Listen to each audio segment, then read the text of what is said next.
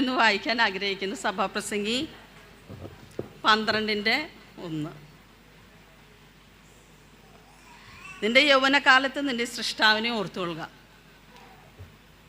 യൗവനകാലത്തിൻ്റെ പ്രത്യേകത എന്താണ്? യൗവനകാലം എന്ന് പറയുന്നത് വളരെ ശക്തിയുള്ള പ്രായമാണ്, വളരെ ഊർജ്ജസ്വലതയുള്ളത്, ആരോഗ്യമുള്ളത്, ഒന്നിനും എന്തും ചെയ്യാൻ ഒരു ഭയങ്കര ഉശിരുള്ള പ്രായമാണ് യൗവനപ്രായം.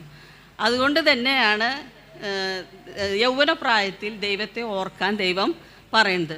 അതുകൊണ്ട് പലപ്പോഴും ഈ ഒരു അല്ലലില്ലാത്ത പ്രായമായതുകൊണ്ട് പലപ്പോഴും ദൈവത്തെ മറക്കാൻ സാധ്യതയുള്ള കാലമാണ് ഈ യൗവനപ്രായം എന്ന് പറയുന്നത്. അതുകൊണ്ട് യൗവനപ്രായത്തിൽ കർത്താവ് പറയുന്നത് യൗവനപ്രായത്തിൽ കർത്താവിനെ ഓർത്തുകൊള്ളും. അനേക പ്രായക്കാരെ കുറിച്ചിട്ട് ബൈബിളിൽ പറയുന്നുണ്ട്, ബാല്യക്കാരെ കുറിച്ചിട്ട് പറയുന്നുണ്ട്, വാർദ്ധക്യക്കാരെ കുറിച്ച് പറഞ്ഞിട്ടുണ്ട്. എന്നാൽ അവർക്കൊന്നും കൊടുക്കാത്ത ഒരു മെസ്സേജാണ് യൗവനക്കാർക്ക് ദൈവം കൊടുക്കുന്നത്. എന്താണ്? നിൻ്റെ യൗവനകാലത്ത് നിൻ്റെ സൃഷ്ടാവിനെ ഓർത്തുകൊള്ളുക. കാരണം എന്തുകൊണ്ടാണ്?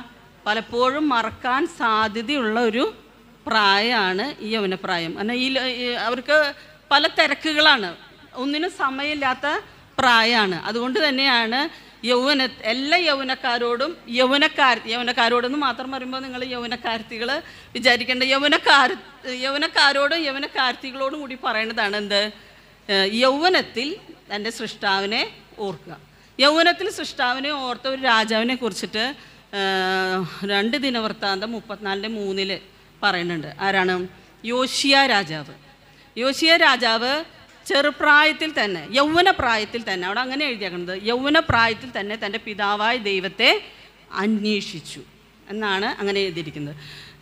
യൗവനപ്രായത്തിൽ പല കാര്യങ്ങളും യൗവനപ്രായത്തിൽ ആ രാജാവ് ചെയ്തിട്ടുണ്ട്. എന്തൊക്കെ ചെയ്തങ്ങനെ?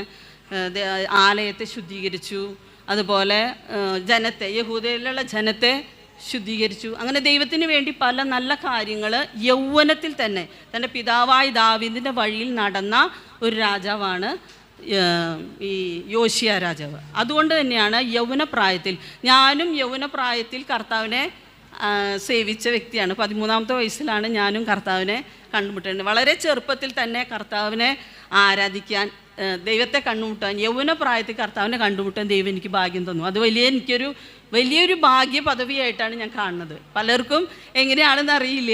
ഇപ്പോഴത്തെ യൗവനക്കാരോട് ഞാൻ ചോദിക്കും, ഇപ്പോഴും ദൈവത്തെ അറിയാൻ ഭാഗ്യം ലഭിച്ചത് നിങ്ങൾക്ക് ഭാഗ്യ പദവിയായിട്ടാണോ നിങ്ങൾ കാണുന്നതെന്ന് എനിക്കറിയില്ല. പക്ഷേ എനിക്ക് വളരെ സന്തോഷമുള്ള കാലമായിരുന്നു. കാരണം എൻ്റെ യൗവന മോഹങ്ങളെല്ലാം വിട്ടോടി ചെറുപ്രായത്തിൽ തന്നെ കർത്താവിനെ സേവിക്കാൻ എനിക്ക് കർത്താവ് ഭാഗ്യം തന്നു. അല്ലെങ്കിൽ ഞാൻ തെറ്റിപ്പോയ